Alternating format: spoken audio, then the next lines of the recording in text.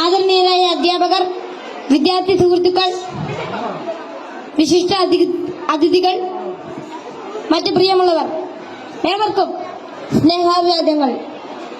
മാനവ ചരിത്രത്തിൽ ഇന്നുവരെ നേരിട്ടിട്ടുള്ള എല്ലാ ദുരന്തങ്ങളെക്കാളും ഭയാനകവും പ്രകൃതിശേഷിയേറിയതും നാശകരവും പ്രത്യാഘാതം ദീർഘകാലത്തേക്ക് നിലനിൽക്കുന്നതുമായ ഒരു മഹാവിപത്താണ് ലഹരിയുടെ ഉപയോഗം.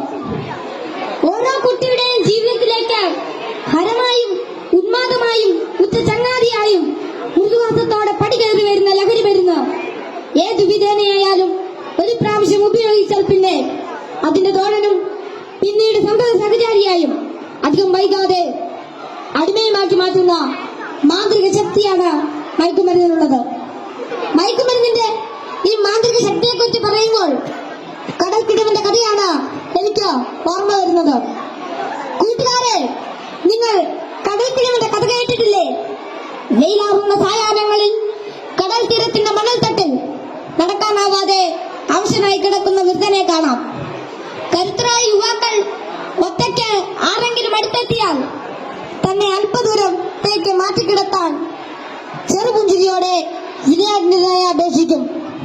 മനസ്സലിഞ്ഞ് സഹായിക്കാൻ തയ്യാറായാൽ എടുത്തു മാറ്റാൻ കിഴവൻ അനുവദിക്കുകയില്ല. തോളിൽ കയറ്റാൻ നിർബന്ധിക്കും. തോളിൽ കയറിയാൽ കിഴവന്റെ തനി സ്വഭാവം പുറത്തു വരും. തന്നെ വഹിച്ചവൻ കുഴഞ്ഞു വീണ് മരിക്കുന്നതുവരെ തോളിൽ തന്നെ ഇരിക്കും. നന്നേ ഭാരമുള്ള കിഴവനെ ചുമന്ന യുവാവ് മരിച്ചു എന്ന് ബോധ്യമായാൽ ഇറങ്ങി അല്പമകലെ മാറിക്കിടക്കും, അടുത്ത ഇരയെയും കാത്ത്. ഇതുപോലെയാണ് ലഹരിയുടെ ഉപയോഗവും. ഒരു പ്രാവശ്യം രുചിച്ചു നോക്കിയാൽ പിന്നെ രക്ഷപ്പെടൽ അസാധ്യം എന്നല്ല, എന്നാലും വലിയ പ്രയാസം തന്നെ. മയക്കുമരുന്ന് ഉപയോഗിച്ചിറങ്ങാൻ പ്രേരകമാകുന്ന ഘടകങ്ങൾ പലർക്കും പലതാണെങ്കിലും പരിണിതഫലം എല്ലാവരിലും ഏതാണ്ട് ഒന്ന് തന്നെയാണെന്ന് പറയാം.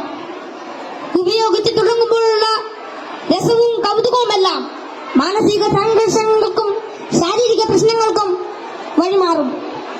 പിന്നീട് ഇല്ലാതെ ജീവിക്കാൻ കഴിയില്ലെന്ന സ്ഥിതി വരുന്നു.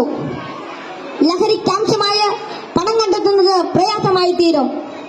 അപ്പോൾ അതിനായി കുറുക്കുവഴികൾ തേടുന്നു.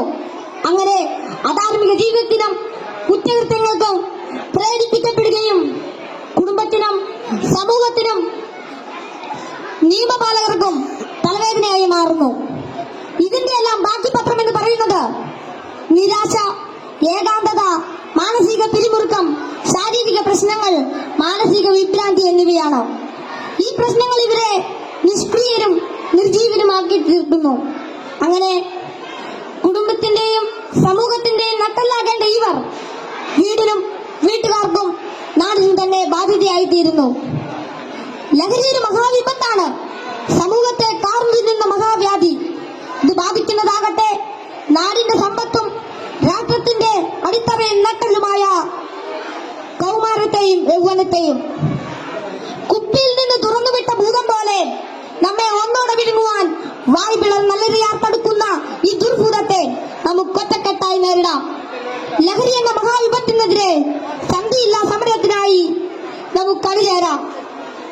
മയക്കുമരുന്നിന്റെ ഉപയോഗത്തിനും വിതരണത്തിനും വ്യാപനത്തിനുമെതിരെ കൈയോട് കൈകോർത്ത് നമ്മെ തന്നെ കാത്തും കൂട്ടുകാരുടെ കാവലാളായും ലഹരിക്കടിമപ്പെട്ടു പോയവരെ ചേർത്ത് പിടിച്ചും ലഹരി വിമുക്ത നാളേക്കായി ഐക്യദാർഢ്യത്തിന്റെ ഉരുക്കുകോട്ട തീർത്ത് മുന്നേറാം.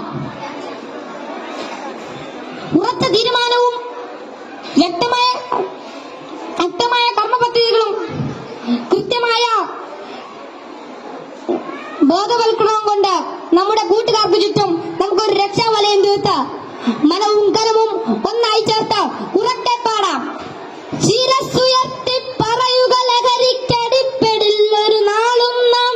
ശിരസ്സുയർത്തി പറയുക ലഹരിക്കടിപ്പെടില്ലൊരു നാളും നാം. വരം കണക്കെ കിട്ടിയ ജീവിതം എറിഞ്ഞുടയ്ക്കുകയില്ല നാം.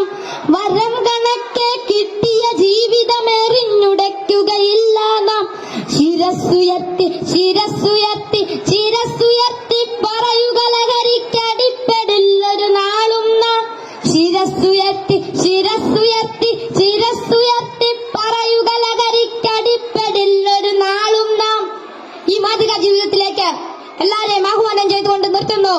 നന്ദി, നമസ്കാരം. Thank you all.